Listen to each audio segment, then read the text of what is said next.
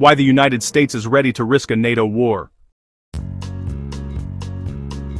What is hidden beneath Greenland? A frozen island with no major cities, no highways, barely 56,000 people, and yet, in 2026, the United States is openly threatening to take it, even if it means clashing with NATO allies. Donald Trump, a man who calls himself a peacemaker, is now saying war is on the table. So the question is simple.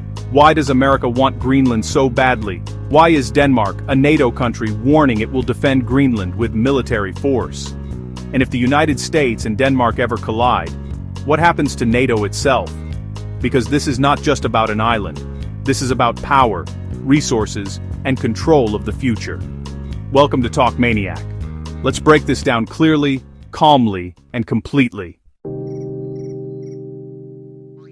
When we look at world maps, we're being misled. Most maps distort size. Countries near the poles appear far larger than they actually are. Greenland looks massive. In reality, it's smaller than it seems, roughly comparable to India in actual land area.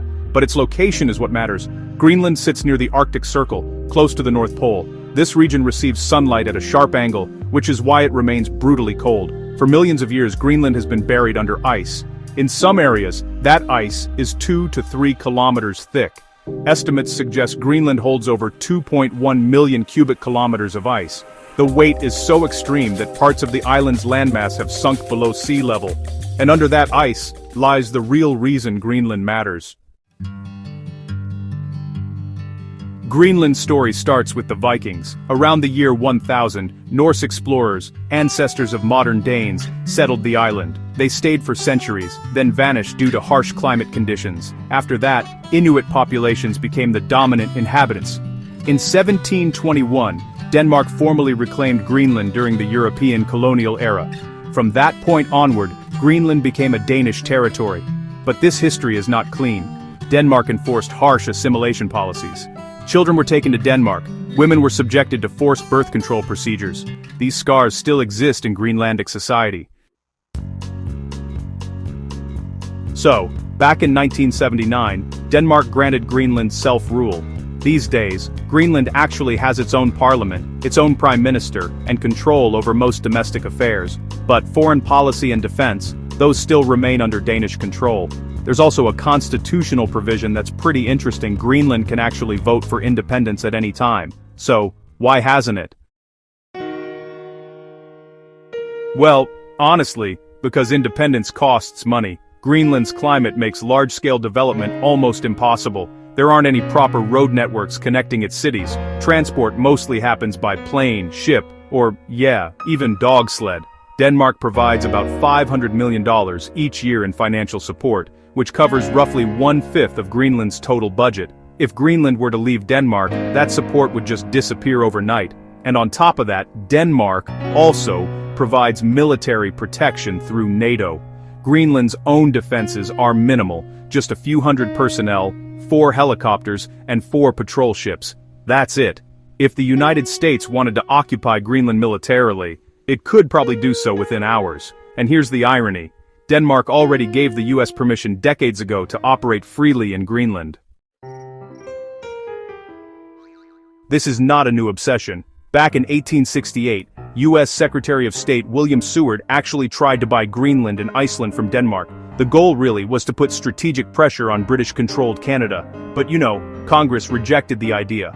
Then, in 1916, during World War I, Denmark sold the Danish West Indies to the United States. Those islands are now called the U.S. Virgin Islands. In return, the U.S. formally recognized Denmark's sovereignty over Greenland. Fast forward to World War II, when Nazi Germany occupied Denmark, the U.S. moved troops into Greenland to protect it. But after the war, everything changed. The Cold War began. So, look at an Arctic map. The Soviet Union, the United States, Europe, Greenland sits directly between them. Soviet submarines and missiles would pass through Arctic routes to reach North America.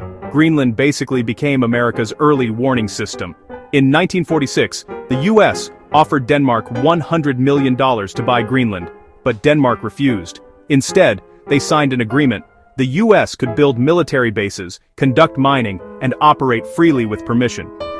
In 1951, the US built Thule Air Base, which became one of its most critical Arctic installations. When the Cold War ended, America's interest faded. That is, until Russia came back.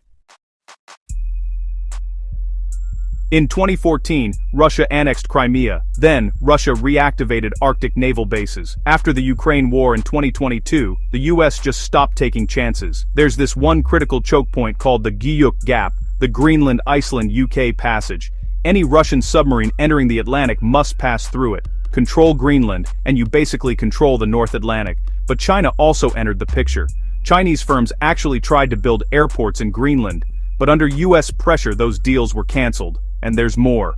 Under Greenland's ice, there's an estimated $4 to $5 trillion in mineral wealth, around 52 billion barrels of oil, and massive rare earth element reserves. China currently dominates rare earth production, and the US wants to break that monopoly. Climate change adds another layer too. Melting Arctic ice is opening up new global shipping routes, and Greenland sits right in the middle of them. Trump says all options are on the table. Option 1. Buy it. At roughly $1 million per resident, that's about $56 billion. But Denmark has already said no. Option 2. Military force. But here's the problem. Both countries are NATO members. Denmark says it will invoke Article 5 if attacked, and that would technically trigger a NATO response against the United States. Would Europe actually fight America? Unlikely. But even the threat alone could shatter NATO forever. And that may be the most dangerous part. For decades, America was seen as the protector. Today, it's starting to look like the predator. Greenland is not about people. It's not about democracy. It's about control of resources, trade routes, and future power. So here's the real question. Will America actually take Greenland, or is this the beginning of something even bigger? Let me know what you think in the comments. If you found this breakdown useful, like the video, share it, and subscribe to Talk Maniac for more deep geopolitical analysis. See you in the next one.